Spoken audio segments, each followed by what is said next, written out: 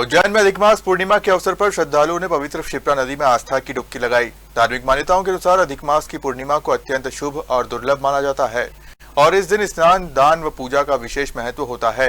घाटों पर सुबह से ही श्रद्धालुओं की भारी भीड़ देखने को मिली। उज्जैन में अधिक मास पूर्णिमा के अवसर पर क्षिप्रा नदी के घाटों पर सुबह से ही श्रद्धालुओं की भीड़ उमड़ पड़ी। भक्तों ने पवित्र स्नान कर भगवान विष्णु और मां लक्ष्मी की पूजा अर्चना की और परिवार की सुख समृद्धि की कामना की। धार्मिक मान्यताओं के अनुसार अधिक मास को भगवान विष्णु को समर्पित महीना माना जाता है।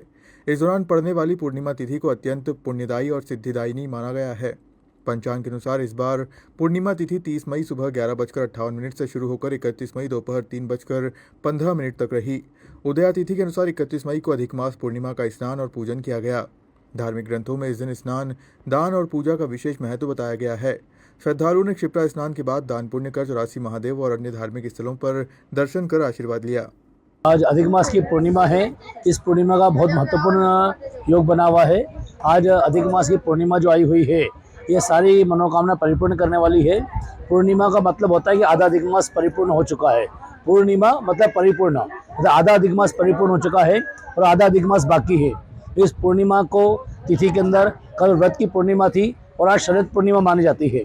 जो भगवान श्री कृष्ण ने शरद उत्सव मनाया था, उसी प्रकार से भगवान श्री कृष्ण का ये मनोकामना परिपूर्ण करने वाला उत्सव मनाया जाता है। यहाँ पर मनोकामना परिपूर्ण के लिए, शरद उत्सव के लिए भगवान श्री कृष्ण को दूध का नैवेद्य लगाते हैं, माखन का नैवेद्य लगाते हैं, खीर का नैवेद्य लगाया जाता है और आज श्वेत वस्त्र धारण करने चाहिए, जिससे मनोकामनाएं परिपूर्ण होती है। यहाँ पर श्वेत मनोकामना परिपूर्ण के लिए आज शरद पूर्णिमा का उत्सव मनाया जाता है। जैसे जो 1 महीने का जो उत्सव होते हैं ठाकुर जी के, वो सारे एक महीने के उत्सव आज के दिन मनाए जाते हैं, पूरे पुरुषोत्तम मास में मनाए जाते हैं।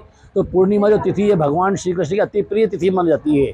भगवान श्री कृष्ण ने महारास किया था इस पूर्णिमा तिथि के अंदर और पूर्णिमा तिथि को पुष्ट किया था, चंद्रमा को आशीर्वाद दिया था। उस चंद्रमा के अंदर अमृत की वृष्टि होती है, अमृत बरसता है, इसलिए शरद पूर्णिमा का उत्सव धूमधाम से मनाया जाता है।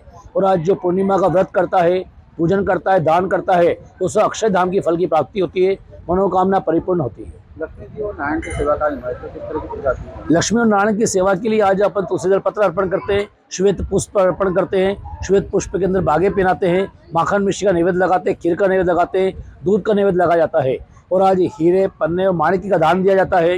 ये सारी कामनाएं परिपूर्ण होती है। जो लक्ष्मी नारायण जुगल जोड़ी को प्रणाम करके जो कामना करता है, उसके कामना परिपूर्ण होती है। तो महिलाओं के लिए अखंड सौभाग्य की कामना की जाती है। जो कन्याएं बालाएं रहती हैं, सुयोग्य वर की प्राप्ति होती है। जो बालक जो करते हैं, उनको सुयोग्य कन्या की प्राप्ति होती है। इस प्रकार से घर के अंदर, कुटुंब परिवार के अंदर सुख शांति विभोग की प्राप्ति होती है, आयुष्य वृद्धि होती है, कामना परिपूर्ण होती है। इसलिए इसका व्रत, पूजन पाठ आदि किया जाता है।